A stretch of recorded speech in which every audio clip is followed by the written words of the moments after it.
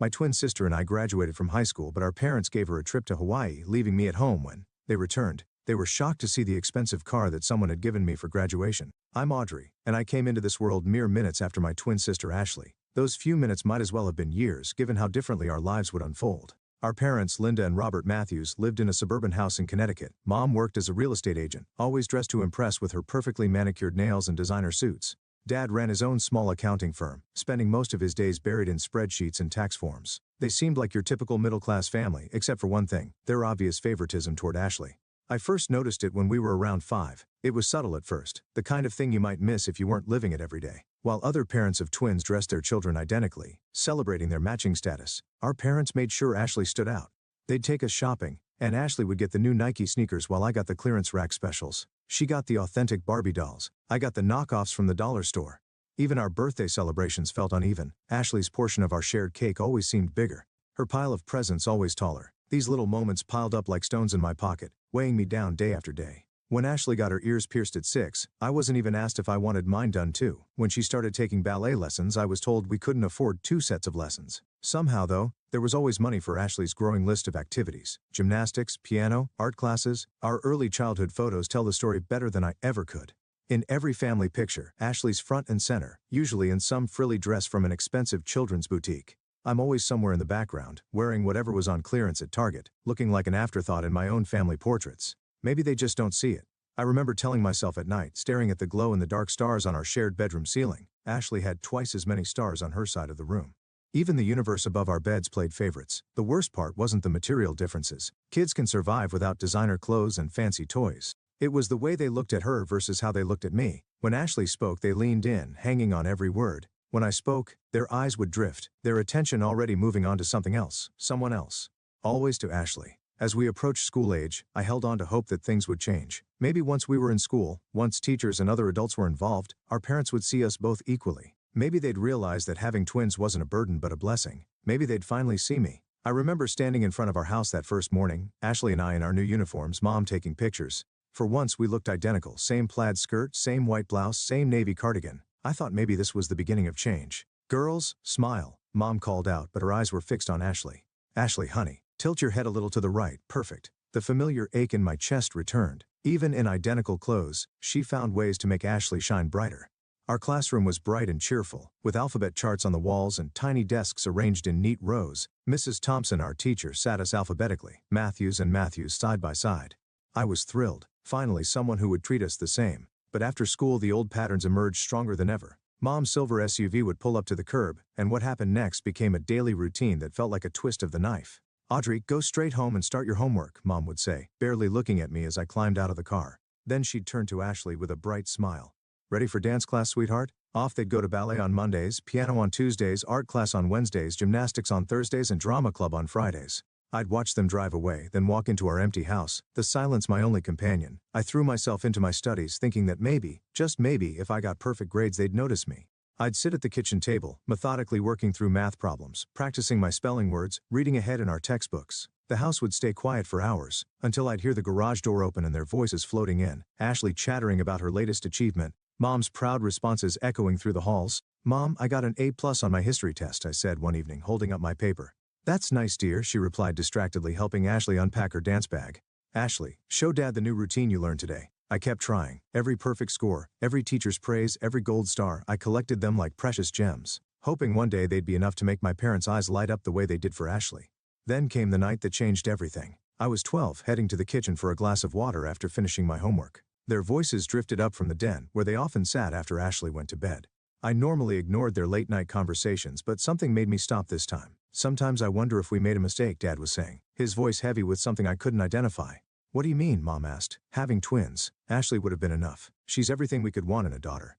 But 2 of them." "I know what you mean," Mom sighed. "Ashley's special. She's meant for great things. But Audrey, she's just there. We would have been fine with just Ashley." The glass slipped from my hand, but I caught it before it could shatter.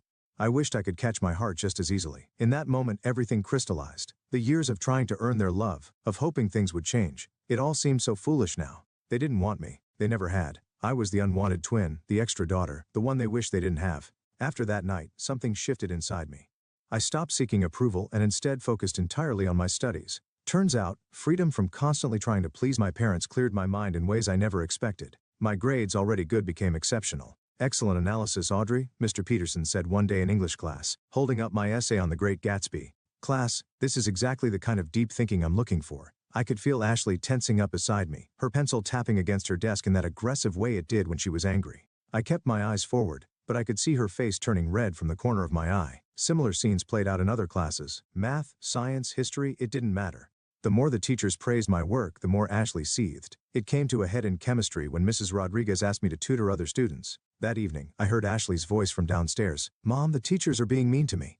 They always praise Audrey and make me look bad. They're doing it on purpose. The next day, Mom stormed into school, designer handbag swinging, heels clicking against the linoleum floors. I watched from the hallway as she marched into Principal Williams' office, where they'd called in Mrs. Chen, our class teacher. I want to know why your teachers are discriminating against my daughter, Mom demanded. Mrs. Chen, bless her, stayed calm and professional. Mrs. Matthews, let me show you something. She pulled out our progress logs, laying them side by side.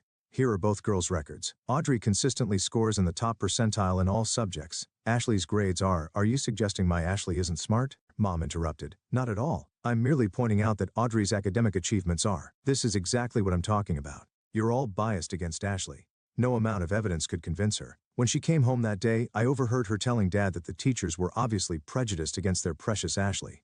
By 16, I was tired of asking for pocket money and watching Ashley get 100% of dollars just for existing. I applied for a job at the Coffee Bean, a cute cafe just a few blocks from our house. It wasn't glamorous work, but I loved the independence it gave me. Plus, my co-workers actually appreciated my presence, a novel experience in my life.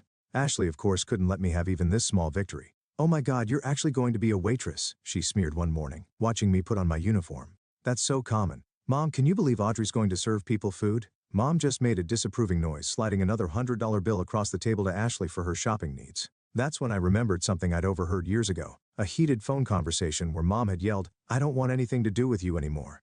You're embarrassing with your tiny house and your budget clothes. I've moved up in the world." She'd been talking to her parents, my grandparents, the ones I'd never met because they weren't good enough for her new lifestyle. That evening, while Mom and Ashley were at another shopping spree, I snuck into Mom's home office. In her address book under D4 Do Not Contact, I found it, an address in the older part of town. The next day, instead of heading to my afternoon shift at the cafe, I took a bus to a small blue house with a well-tended garden. My heart was pounding as I walked up the path.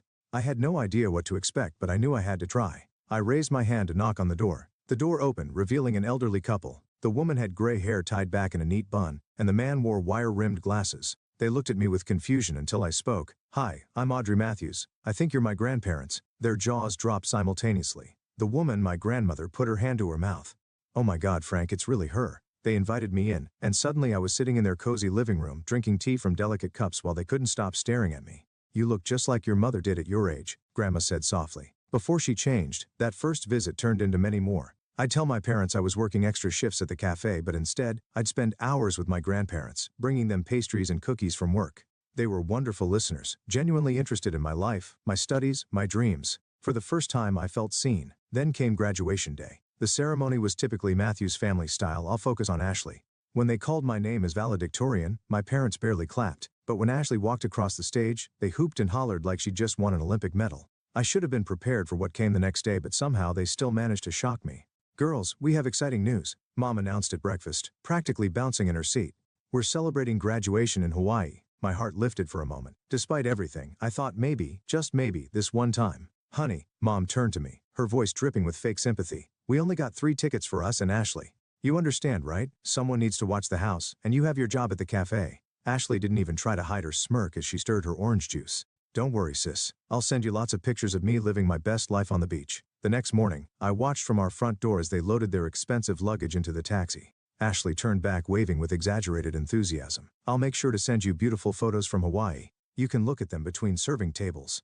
As soon as the taxi disappeared around the corner, I pulled out my phone with shaking hands and called my grandparents. The tears I'd been holding back finally spilled over when I heard Grandma's voice. They went to Hawaii without me." I managed to get out between sobs. "They just left me here like I'm nothing." "Oh, sweetheart." Grandma's voice was soft but firm. "Come over right now. We'll have our own graduation celebration." I drove to their house, still wiping away tears. As I turned onto their street, I noticed something unusual. A brand new Mercedes C-Class sedan parked in their driveway, gleaming in the summer sun. It looked completely out of place next to their modest home. "Whose car is that?" I asked as I walked up to their front porch. Grandpa's eyes twinkled as he held up a set of keys. Yours. Happy graduation, Audrey. I stood there, mouth open, sure I'd misheard him. What, but how? I thought. Sit down, dear. Grandma patted the porch swing. We have something to tell you. They explained how, after Mom cut ties with them, they'd invested their modest savings in several tech startups. Those investments had paid off spectacularly, but they'd chosen to keep living simply in their familiar home. Your mother left us because she thought we were too poor, too beneath her, Grandpa said, shaking his head. The irony is we're probably wealthier than she is now. We just don't feel the need to show it off. We've been waiting for the right moment to help you, Grandma added. And this seemed perfect. I hugged them both, overwhelmed by their generosity and love. They ushered me inside where they'd prepared a beautiful graduation lunch. The table was set with their best china, and a congratulations graduate banner hung across the dining room.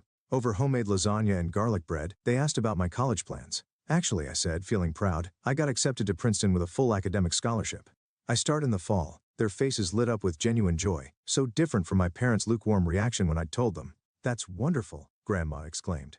But what about housing? The scholarship covers that? Well, I was planning to live in the dorms. Nonsense, Grandpa cut in. We'll get you a nice apartment near campus. Something safe and comfortable where you can focus on your studies. Just then my phone buzzed. It was Ashley, sending a photo of herself lounging on a Hawaiian beach, captioned, "Wish you were here, not." I looked at the message, then at my grandparents' loving faces, then at the keys to my new car sitting next to my plate. For the first time in my life, I didn't feel like the lesser twin. 2 weeks crawled by. I spent my days working at the cafe, visiting my grandparents and preparing for college. Each evening, my phone would buzz with another notification. Ashley posing on different beaches, dining at expensive restaurants, or lounging by infinity pools. Each photo was accompanied by increasingly obnoxious captions, living my best life while someone serves coffee. This is what success looks like. Some people vacation in Hawaii, others just dream about it.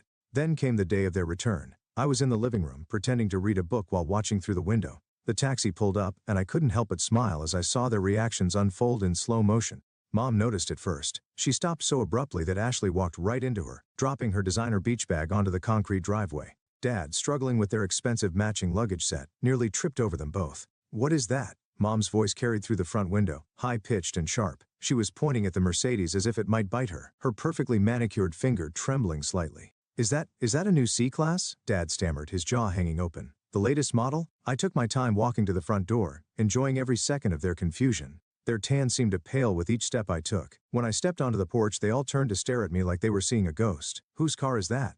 Dad demanded, his face red from both the Hawaiian sun and shock. I twirled the keys around my finger, the way Ashley always did with her designer purse straps when she was showing off mine. Ashley let out a bark of laughter, but I could hear the uncertainty in it. Yeah, right, like you could afford that on your waitress salary. What did you do?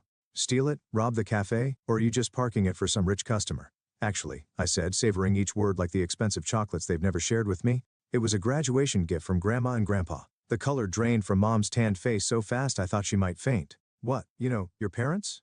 The ones you were too embarrassed to talk to because they were too poor? Those grandparents. Dad turned to Mom so fast I thought he might get whiplash. Linda, call your parents, right now. His voice had that same demanding tone he used when ordering at restaurants. Mom's hands shook as she pulled out her phone, her French manicure catching the sunlight. She didn't even bother with pleasantries when Grandma answered, putting the phone on speaker without realizing it. Where did you get the money for that car? She demanded, her voice echoing in our front yard. I could hear Grandma's voice through the phone, calm and slightly amused. Oh, hello to you too, dear. Enjoying your expensive vacation? I saw all the lovely photos Ashley posted. The Royal Hawaiian Hotel looks lovely this time of year. Don't change the subject. How could you afford to buy Audrey a Mercedes? Well, sweetheart, Grandma's voice dripped with satisfaction. It seems you underestimated us. Those embarrassing parents you were so ashamed of? We're quite comfortable now. More than comfortable, actually. We're rich. Mom's entire demeanor changed instantly, her voice becoming syrupy sweet. Mom, I've been thinking, maybe it's time we put the past behind us. Family is so important after all. Is it? Grandma's voice was cool. Of course. And speaking of family, Mom's eyes darted to Ashley, who was already preening. You have another granddaughter who would love to get to know you. She could really use a nice car too, maybe even something a little more special? Grandpa's laugh crackled through the speaker. You mean the granddaughter you just took to Hawaii while leaving Audrey alone? That granddaughter? Mom's face flushed. That's not, look, as grandparents you should treat the girls equally. They're the same age after all. It's only fair they get the same gifts. Equally? Grandma's voice turned sharp. That's rich coming from you, Linda. Parents should love their children equally too. But that hasn't been the case in your household, has it? The line went dead. Mom stared at her phone for a moment before turning to me, her expression hardening. Audrey, you need to give that car to your sister. Excuse me? I couldn't believe what I was hearing. Ashley needs a good car for college, Dad jumped in. She got accepted to State University. She needs reliable transportation. You're just working at that cafe. You don't need anything this fancy. Ashley was already walking toward the Mercedes, hand outstretched. Give me the keys, sis. You know, I'll look better driving it anyway. I laughed. I couldn't help it. The sheer audacity of it all was just too much. This is my car, I said firmly.